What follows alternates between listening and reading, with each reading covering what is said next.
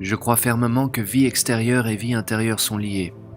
Si un homme réussissait à mener une vie plus noble, les autres le rejetteraient. La différence engendre la distance. Essayer de vivre une vraie vie, c'est entreprendre un voyage pour une contrée lointaine, se retrouver progressivement entouré par de nouveaux décors et de nouveaux hommes. Mais tant que l'ancien monde m'entoure, je sais que je ne mène pas, au véritable sens du terme, une vie nouvelle ou meilleure. La vie extérieure n'est que le reflet de ce qui est à l'intérieur.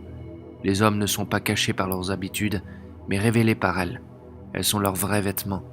Des raisons particulières qu'ils seraient susceptibles de donner pour expliquer pourquoi ils s'y conforment n'ont aucune importance à mes yeux. La vie n'est ni rigide ni inflexible, mais nos coutumes, elles, le sont. Nous sommes parfois enclins à parler vainement, comme si quelque vie divine allait venir construire sur notre présent comme sur de solides fondations. Cela ne serait possible que si nous pouvions vraiment rebâtir sur notre ancienne vie en faisant fi de la chaleur de nos sentiments et en laissant pourrir notre passé. La grivelle construit son nid sur les œufs du coucou avant de pondre les siens et ainsi ne couvre que ces derniers. Mais le fait est que nous, ainsi se fait le partage, nous faisons éclore tous les œufs et ceux du coucou toujours un jour plus tôt que les autres, de sorte que cet oisillon chasse les jeunes grives du nid. Non, détruisez l'œuf du coucou ou bien bâtissez un nouveau nid. Du passé, il faut faire table rase. Nulle vie nouvelle ne peut habiter de vieux corps. Il se flétrissent alors qu'elle naît, grandit et s'épanouit. Les hommes doivent l'accepter et l'endosser, après avoir pathétiquement informé l'ancienne. Pourquoi supporter l'hospice quand vous pourriez râler aux cieux? C'est de l'embaumement, ni plus ni moins. Laissez tomber vos onguents et vos bandelettes de lin, et entrez dans un corps nouveau-né. Voyez dans les catacombes d'Égypte les résultats de cette pratique. C'en a été la fin. Je crois en la simplicité. Il est aussi étonnant qu'affligeant de constater combien de tâches insignifiantes l'homme le plus avisé croit devoir accomplir chaque jour, et combien il néglige la plus importante. Quand le mathématicien doit résoudre un problème difficile, il libère au préalable l'équation de tout ce qui l'encombre et la réduit à ses termes les plus simples. Aussi, simplifier le problème de la vie, distinguer le nécessaire et le vrai, sonder la terre pour voir où plongent vos racines. J'entends m'en tenir au fait. Pourquoi ne pas voir, ne pas se servir de nos yeux? Les hommes ne savent-ils donc rien? J'en connais plus d'un qui, dans les affaires courantes, se sentent sûrs d'eux, ne se fient pas aux apparences, comptent leur argent sans se tromper et savent comment l'investir, que l'on dit prudents et sages, et qui pourtant passeront la majeure partie de leur vie derrière un bureau, comme les caissiers dans une banque. Ils mènent une vie terne, s'étiolent et s'éteignent. S'ils savent quelque chose, alors pourquoi diable font-ils cela? Savent-ils ce qu'est le pain, à quoi il sert? Savent-ils ce qu'est la vie? S'ils savaient vraiment quelque chose, ils ne resteraient pas indéfiniment là où ils sont.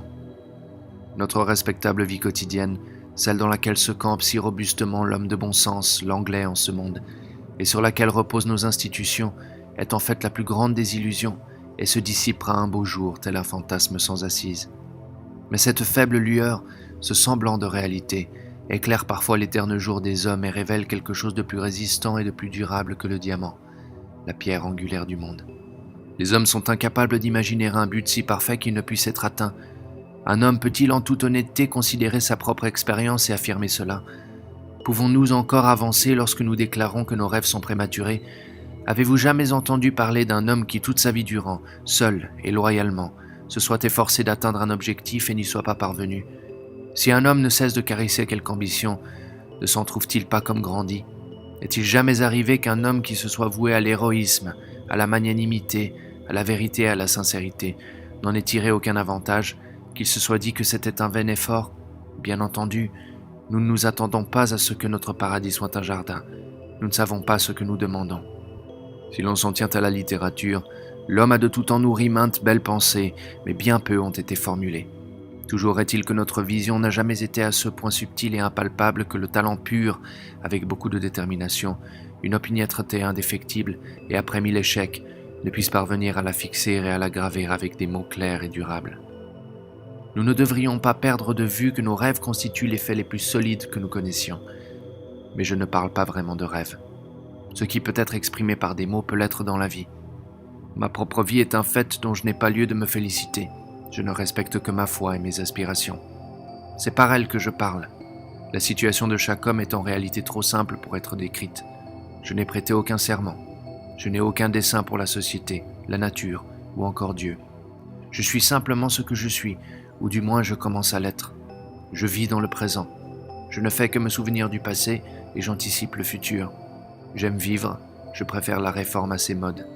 Il n'existe pas d'histoire qui raconte comment le mal est devenu le bien.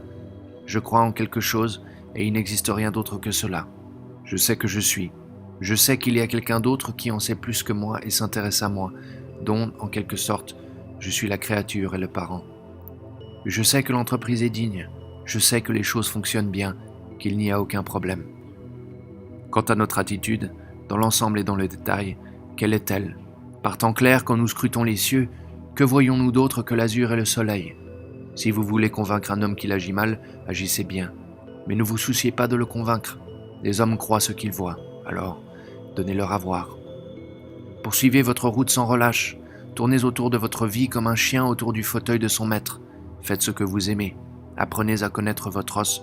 Rongez-le, enterrez-le, déterrez-le et rongez-le encore.